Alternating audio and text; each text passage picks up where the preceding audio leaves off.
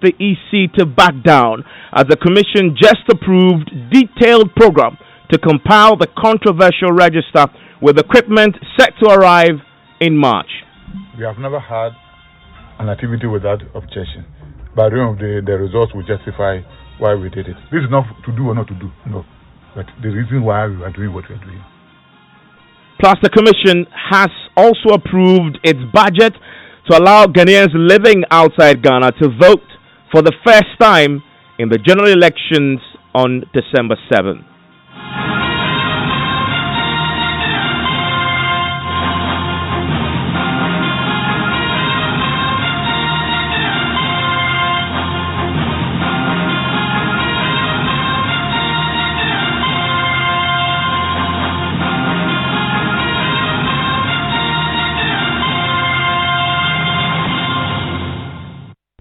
This is Top Story with Evans Mensah.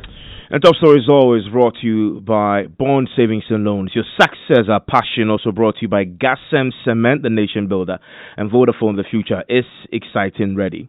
The NDC and a host of other political parties and civil society groups objecting to the compilation of a new voters register appear to have tonight lost that battle to get the Electoral Commission to back down.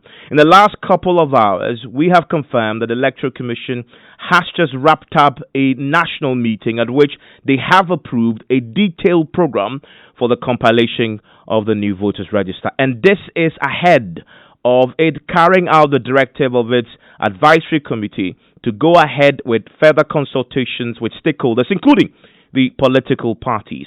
We've been speaking to the Director of Operations, Mr. Srebo, who details what the Commission decided today when all the commissioners met its directors across the country as far as the compilation of the voters register is concerned. Listen. We developed a proposal as the directors with respect to the timelines and activities for the year 2020 from January to December. So we met the Commission today. I did a presentation. So these will be the directors of the commission, met the commissioners today. Exactly. Presented the timelines or the program for the year. And we met the commission and we have now finalized the program. And what does the program include? I mean, particularly people would like to know about the voters register. It's now decided that we are starting the registration on the 18th of April and end on the 30th of May. We are going to use the clustering system as we used in 2012. So we are targeting around 32,000 polling stations. So we are acquiring about 8,000 machines for BVRs. So what we want to do is that one machine will be in charge of 4 polling stations. So it will go to every polling station. So it will go to the first polling station for 10 days. Depending on the number, even if it is 1,000 people who are going to register, on the way to be registered by 100. So when they finish the 10 days, they will have 1 day rest. Then they'll move to the next polling station or registration center. They also do 10 days. Then they move to the next place. So 10 days, 10 days, 10 days for the 4 will be 40 days. Then in between, 1 day will be 3 days. That will be 43 days. So after you have finished with the 43 days, if there are areas that we have report that some people couldn't register, then we use some days to do the mop-up. So that by end of June, our register will be ready for adjudication, duplication, and whatever. So when that is done, then we'll go for exhibition. Once exhibition is done, then we'll go for nomination and we'll have the election. What about the equipment that you need for this? When do you hope to have them ready? We are targeting and planning by our procedure that all things being equal, by the end of March, the equipment should be in, that the BVR kits should be in. Therefore, the BVDs they can wait because they will be used during exhibition. But the BVR machine that we use for the registration by the end of March should be in. Does that mean that the contract has already procurement, etc. processes have been concluded? They have not, but I know they are concluding. So maybe this week or next week it should be. But what happens to the resistance then, the objections that some of the political parties have to this? We will continue to engage them. But because elections time bound, if we were to say that we want them to, whatever be the case, this year there should be registration, either limited or general. And if you want to go for limited, you need to buy additional equipment.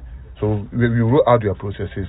Once nothing stops you, you go through and carry it through. For those who still have objections, even after the engagement? Since 92, we have never had an activity without objection. By the end of the day, the results will justify why we did it. So we don't expect that everybody will agree with us before we move forward. It has never happened before, and we don't expect it to happen. But the most important thing is that let us continue to explain to people what we are doing. And once we're able to do a good work, people will say, oh, we didn't even understand that's the way it's going to be. And I always say that anybody who believes in one man, one vote should move along with us, because that's where we're headed towards. I heard you mention your constitutional mandate. Because we will be held responsible when we fail to carry out our constitutional mandate. On the back of the constitutional mandate references that you've made today to back the decision, what about those who will say, well, they want to challenge this in court? I pray that we don't get there, but we cannot stop anybody from exercising his or her constitutional right. You mentioned you continue to consult the advisory committee that you set up. In fact, asked that you do so. Have you written to the parties to tell them when you'll be consulting? I've heard so, but I've not seen the letter. I've heard that they have scheduled a meeting on the 30th of this month. I've heard it, but I've not seen it. I don't doubt it. But the purpose of that meeting will be what? Because to explain why we are doing what we are doing. Okay, this is just about explaining. Yes, not to tell them, to advise them whether to do. This is not to do or not to do. No, but the reason why we are doing what we are doing. So that is Dr. Sirbo Kwaku, who is the Director of Electoral Services at the Electoral Commission there. Another thing he confirmed today is about the implementation of the Representation of the People Amendment Act, which the EC has announced today that they will be rolling it out for the 2020 elections. He gave a bit more detail about what they've been doing so far to make that happen. First, starting with the controversial compilation of voters' register, and then for December 7. Supreme Court has given judgment that we should roll it out. The committee set up a committee with electoral commission members, one person from NDC, one from MPP, and one from the other parties, Evans Mensah. They've traveled to certain countries. They've held some dialogues in all the regions, and they have a report to submit. I'm yet to see the report, and they are yet to submit the report. But in the meantime, we have submitted our budget, so that if the report comes and is favorable, we have even drafted the CI that will govern the ROPA. So if all these things move on successfully, then all things being equal, it will roll out. So you already have a budget in place to accommodate ROPAL implementation? Yes, exactly. So that if the other things that we are looking for all come to fruition, then we don't have any reason. The only thing I see, as you've mentioned, is a CI going to Parliament, and to understand that will probably happen next week when Parliament resumes, and maturing in time for you then empower you to register those, living outside the country, and then obviously implement on the December 7th. Exactly. I've not seen the report, and I know there have been a draft CI, and I've not seen the completion of it too. But as we say that if all these things move on successfully in favor of the ROPA, with the budget in place and with the Supreme Court judgment, we have no option. So, is the EC ready though for this massive addition to the elections this year, with the decision to allow Ghanaians living abroad to vote?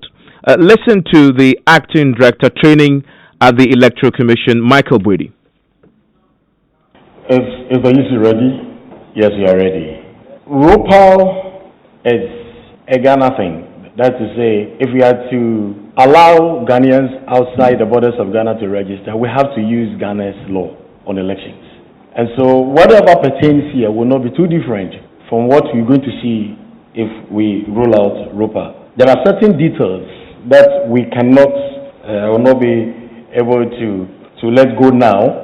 But what I would say is that we've gone far with our arrangements for ROPA. We will come out very soon with our modalities because we intend doing registration early this year, and if we're going to roll out ROPA, it means that our relations out there who qualify to vote must also be registered, and so it must cover them right from the registration through to election. And so if you ask whether we're ready, say yes, we are, because by way of planning and putting things on paper, yeah, we are far advanced because we have to factor it when it comes to registration, which is also earmarked to take off pretty soon.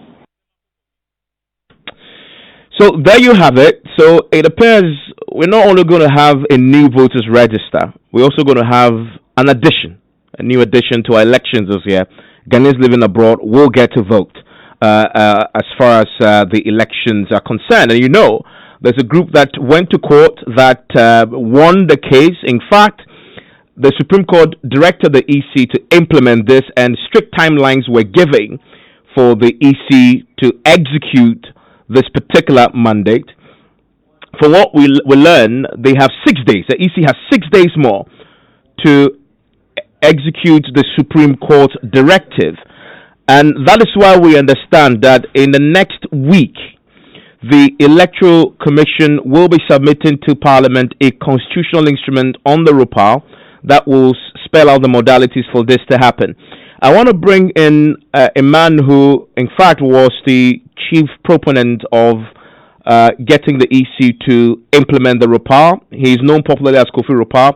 Mr. Kofi Boateng joins us on the telephone line all the way from the United States of America. They went to court to get the Electoral Commission to implement the law. He joins me on the telephone line right now.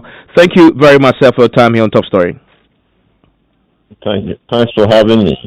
We just listened to the EC that the budget is ready for submission. They are ready to implement.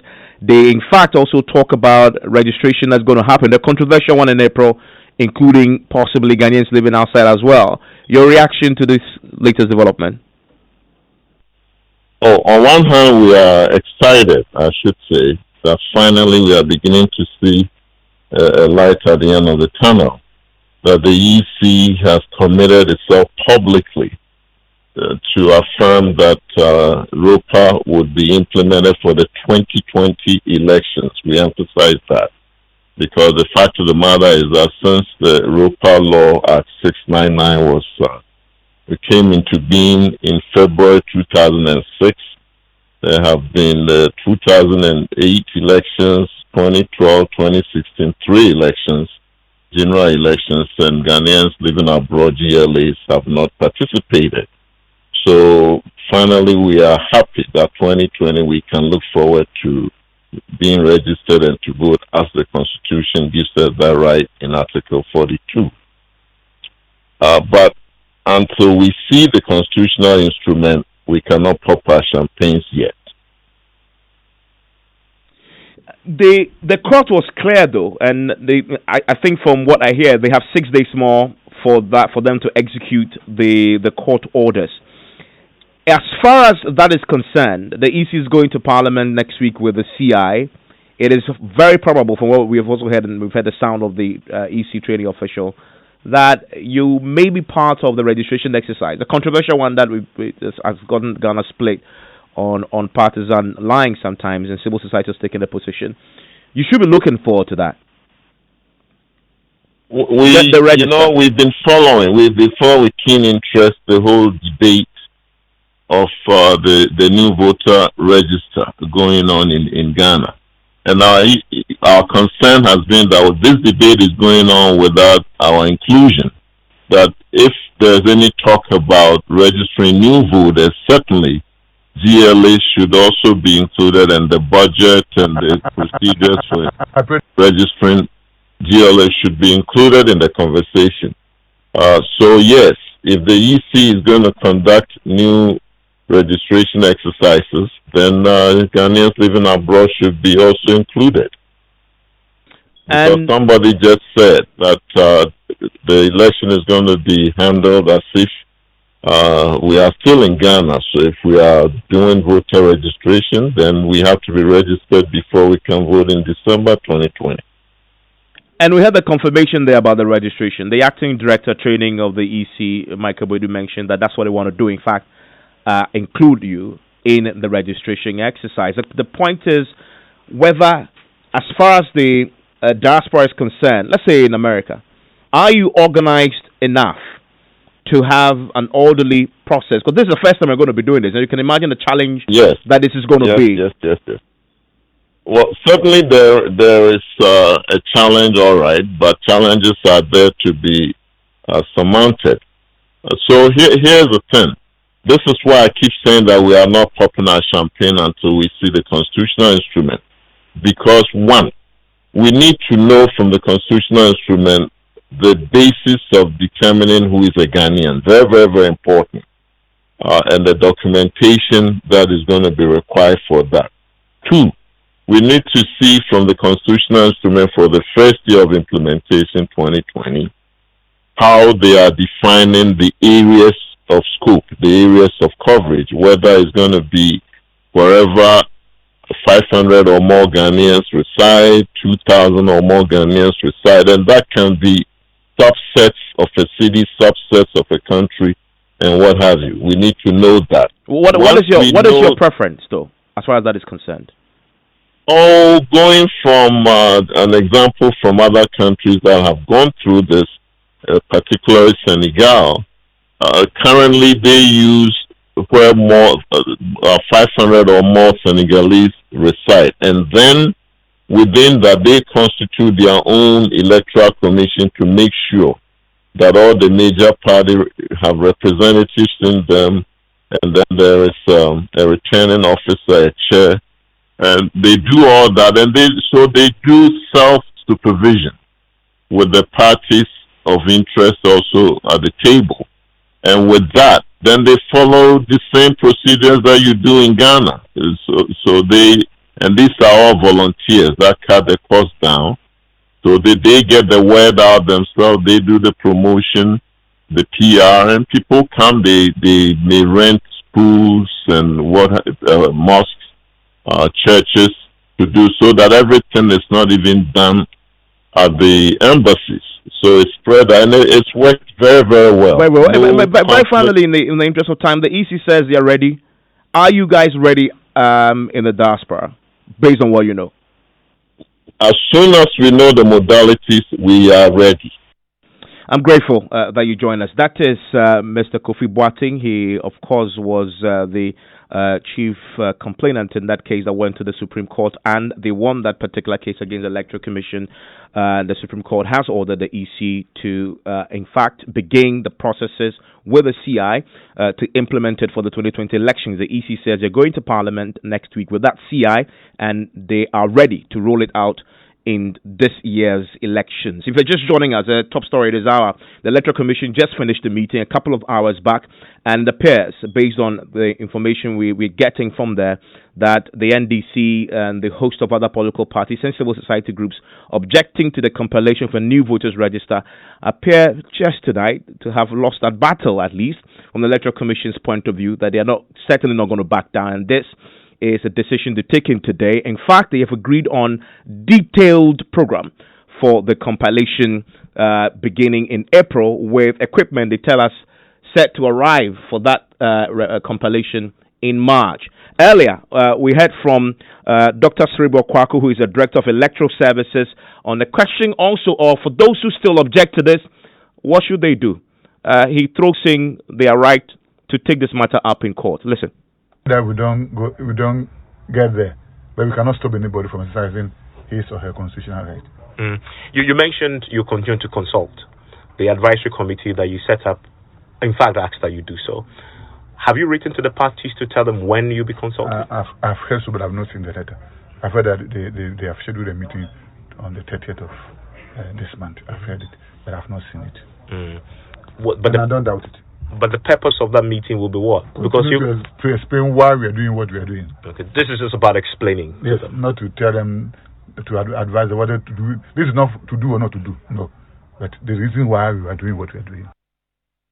I just been joined in the studio by the director of the communications officer of the National Democratic Congress, Mr. Sammy Jimfi. Mr. Jimfi, that is the announcement today from the Electoral Commission meeting they just wrapped up a couple of hours ago. Your reaction? We are not surprised, and we are not perturbed by the intransigence of the Electoral Commission, because we've always known that they have an ulterior motive, which is what is driving this needless attempt to compile a new voters register at all costs. We've always known that from day one, and we were very much aware of some of these, issues when we set out to resist the attempt to compile a new voters register. So it doesn't come to us as a surprise, and we are not perturbed at all. We are focused and we are determined to stop this compilation of a new voters register, which we believe amounts to a waste of the public purse. But how? And has the potential of plunging this country into chaos. How do you plan to stop it? It appears that, at least for now, you've lost the battle. Maybe not the war, but the battle has been lost. I'm happy you have indicated that we have not lost the war. We are interested more in the war than in petty battles. I mean, there are several options available to us, but the main one for us is our engagements with the people of this country, the masses. It is clear from Article 1 of the 1992 Constitution, Evans, that the sovereignty of Ghana resides in the people, in whose name and for whose welfare the powers of government must be exercised. We know that the will of the people is supreme and prevails at all times. And throughout history, no tyrant, no dictator has been able to prevail against the collective will of a determined people. And so Evans Mensah and Bosman Asare will not be the first. They will fail this time around. We will continue to engage the people of this country. The EC must be ready for more protest actions across the country. The Accra demonstration will come off. Will come off on a date which will be announced. Other mass actions will also take place. We will occupy their office. We will, exercise our constitutional right to protest against this rape of the public purse and this attempt to undermine our electoral system. We are also contemplating a legal action.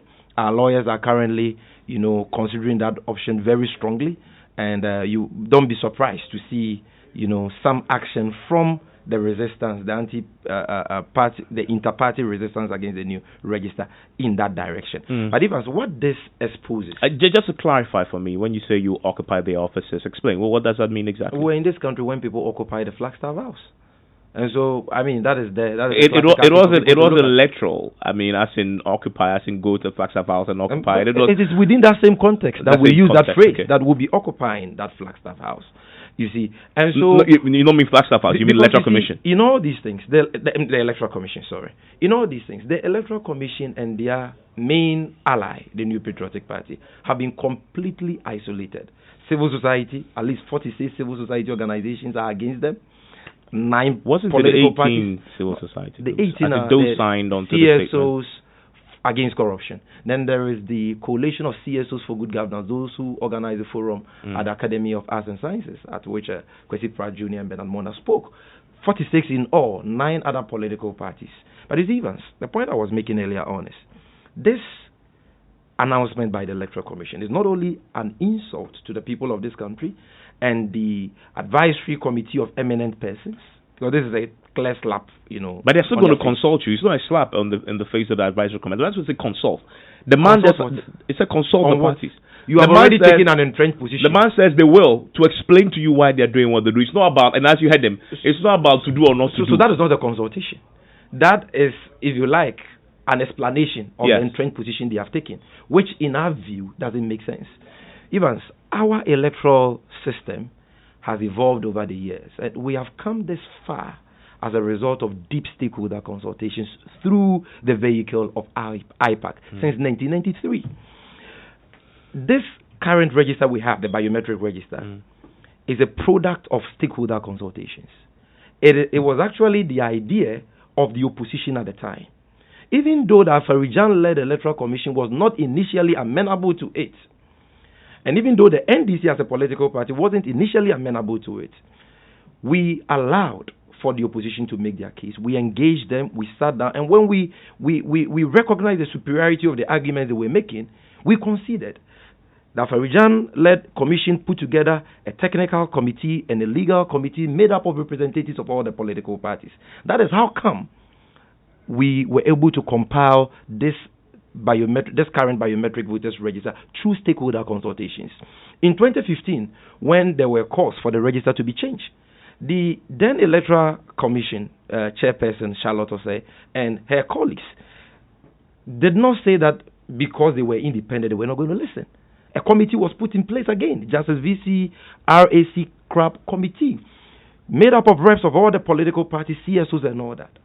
You will recall that at the time, the current chairperson of the EC, Madam G. Mensah, was the executive director of IE, and she had cause to counsel the Electoral Commission to engage stakeholders, in dealing with the controversy surrounding the register at the time. What has changed? Why this intransigence and belligerence? Well, you are an electoral management body. You want to compile a new register, a register which was compiled through stakeholder consultations. Just consult stakeholders you say you won't do. Give me a second there. Let me bring in David Asante. He's a convener for the Let My Vote Count Alliance. They held the program yesterday. Mr. Asante, thank you for your time here on Top Story. Good evening. Thank you for having me. We just heard the announcement from the Electoral Commission after its meeting a short while ago that the voters register compilation is coming off. Modalities have been agreed. Equipment arriving expected in March. Your reaction? Thank you very much. Let me say good evening to our listeners. I think the Electoral Commission is on course. I respect and appreciate the fact that over the last few years, from 1992, we started constitutional regime. Individuals and political parties and stakeholders in our body politics have prudently taken part and actively taken part in the entire electoral process, suggested brilliant and very powerful, moves which have contributed to fine-tuning our elections. However, in the midst of all these proposals we have put on the table, the position of the Electoral Commission, which is always within legal bounds, must be respected and has always been held supreme. Just as previously, the positions and the agitations and the proposals of civil society and political parties did not compel the Electoral Commission to either modify or wobble from its original constitutionally mandated position. So do I stand to respect the current position and disposition of the Electoral Commission. Even with the complaint, and we had the EC announce a short while ago also that the consultations that they were asked to do, they haven't done yet, but they will do. But that really is to explain to the parties why they've taken the decision. Is that something that you endorse, that if you were on the other side, you would have accepted? In previous years' agitations of this nature, the consultation was broad. There were platforms for individuals who had proposals to table them. The question is, has this particular one been broad? Has it been detailed enough? Well, it is difficult to determine what the definition of the expression broad is. I have personally had the opportunity to question the rationale and the constitutional reasoning behind the Electoral Commission's creation of a committee the committee calls Eminent Ghanaians. One would have thought that IPAC is a bigger platform for such ideas to be solicited. So, if in spite of the creation of the IPAC committee, this Electoral Commission has gone the extra notch and step further to create another committee of eminent Ghanaians, of course, whose opinions will play on the entire electoral process, then I think in the wisdom of the commission, consultation is still ongoing and even broader. Thank you, David Asante. He's a convener of the Let My Vote Count Alliance. Samik, a quick question there, just before we move on to News Night. So, will you be part, a man confirms that meeting with you will be end of this month. Can you confirm if you'll be part of that? I can tell you that the leadership of the Inter-Party Resistance Against the New Voters Register is currently in a meeting, and considering the latest developments. And so, I'm sure by close of tomorrow, you will hear from us on our next course of action relative to this matter. Sammy, thank you very much. So here on Joy 99.7 FM, News Night begins right now.